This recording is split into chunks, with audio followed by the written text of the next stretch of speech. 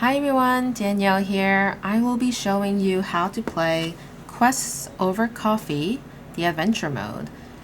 I'm excited that this is an option because I think this really gives you that sense of an adventure, and it feels a little bit more full than the base game, which obviously the base game would be perfect for a little lunch break or a coffee break.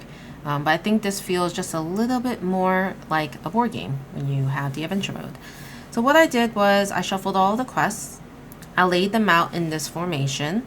It's a 3x3 on this side, with the first column being face up, and then a 3x3 on this side as well, all face down. You also notice at the top we have the environment cards. We have 6 of them laid out.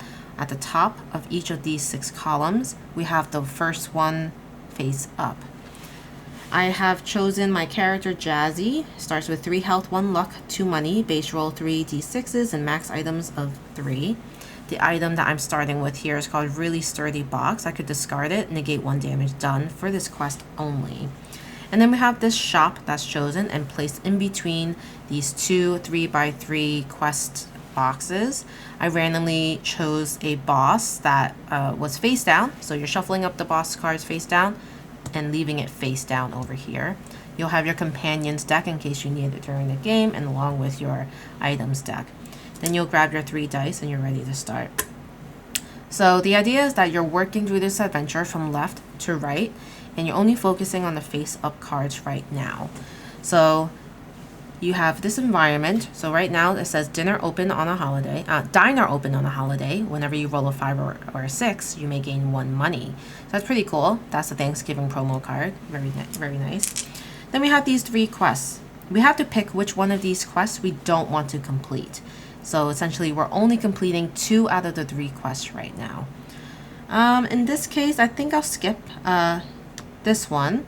I tend to look at the success number of 13. That would be the hardest to get because it's the highest number between 8 and 11. So when you decide which card you're not going to complete, you'll put them under the shop. And I'll go into what happens after that. So now between these 2 quests, I get to choose what quest to start with. So if you're not familiar, if you roll a 6 or less, you have to do the ability next to that. If you roll an 8 or higher, you have to do this ability. And then for this one, if you have health less than 3, in any case, you still gain 3 health. So that's how those cards work. I think I'll attempt to do this one. I will tilt it so I know that's my focus. I'm really hoping for an 11 here. And it looks like I have 12, which is perfect. So I gain 2 luck, takes me to 3. And if I roll a pair, which I did, I gain another luck. So that was a great card. I will keep this in front of me. And now I have to complete this quest. I'm aiming for, I think I'm aiming for an 8 for success, even though I lose 2 money. All right, so I definitely got it. And my health is not less than 3. But I did succeed and I lose 2 money, so I'm at 0 money. I did roll a 6, so I gain 1 money. Alright. Or do I gain... So whenever you roll a 5 or a 6, you may gain 1 money. But I rolled it 3 times, so I do think I have 3 coins. So as you proceed in this adventure, you would be flipping over the active environment and the 3 quests that are next in the columns. You will choose which one you're not going to do. So I'll put that here, and then you'll proceed to decide whether or not you get to complete these, or maybe you fail them. So fast forwarding to here, once again, you're going to choose one of them to put under the shop that you're not going to complete the quest for. I'll choose this one and just say I completed both of these. So now you're at the point where you have to shop. You're going to lay these cards out. Then you're going to reveal 3 items from the shop. And these items have a cost that corresponds to the stars underneath it. So basically, the cards you didn't end up completing, the quest you didn't complete, determine the cost of the item. So this will cost 2 money, 3 money, 2 money. I have 3 money right now, so I could probably buy one of these. In that case, I will buy drink with a hair in it. So this says, while this item is in your inventory, you must re-roll your die if it is a 6. Actually, I don't want that. I'll do this one.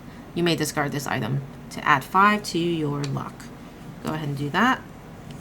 These will basically go away. And then you're going to proceed with the rest of the quests.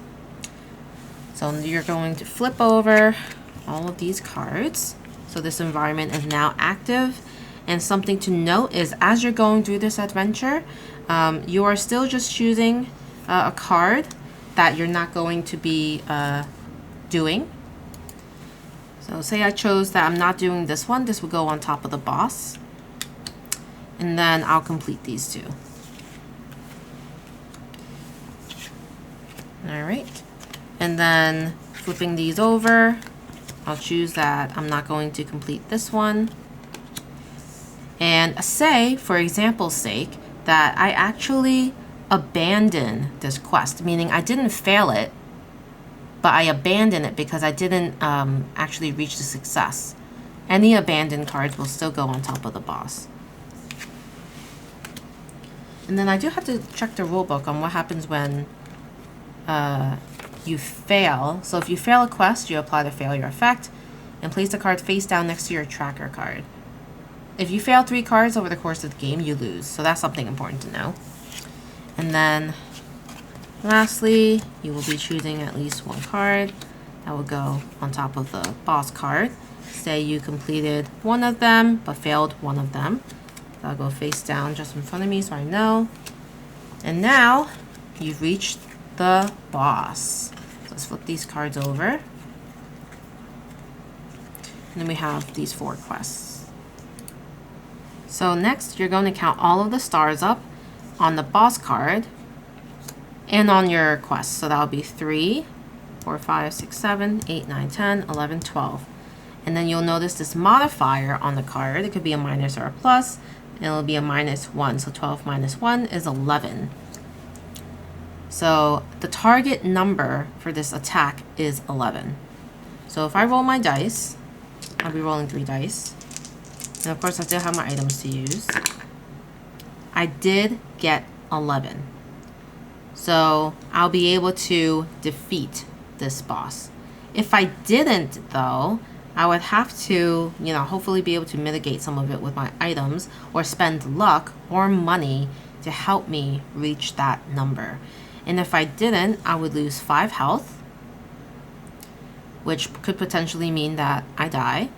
And on top of that, I still have to look at this bottommost ability that says if I roll 2 6s, lose 3 health, which potentially could also end the game for me. So that's all something to keep in mind when you've reached this boss. Like, it's not just hitting that number, but there's some impacts to your health that could change the outcome of the game. So if you end up defeating the boss, you count up all of your stars that you have on your completed quest. And then you look at the rule book for the ranges. So there's some ranges here. And that's how many, it's actually how many quest cards you completed, not the stars. So the quest cards, you count actual like 1, 2, 3, 4, 5, 6, 7, 8, 9, 10. So 13 would be the max, essentially, that you could do, according to this range. So that would be your target number of quests to complete.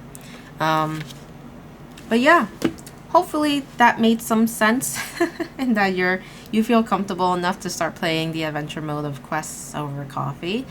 Although this wasn't a full playthrough, I believe I did touch upon most of the gameplay rules for adventure mode. If there's anything I did wrong, definitely let me know. I'm not perfect. I do sometimes read way too fast and not comprehend everything the way I should. So if I've made any errors, let me know in the comment below. And yeah, as always, appreciate you guys watching. I'll see you guys next time. Bye.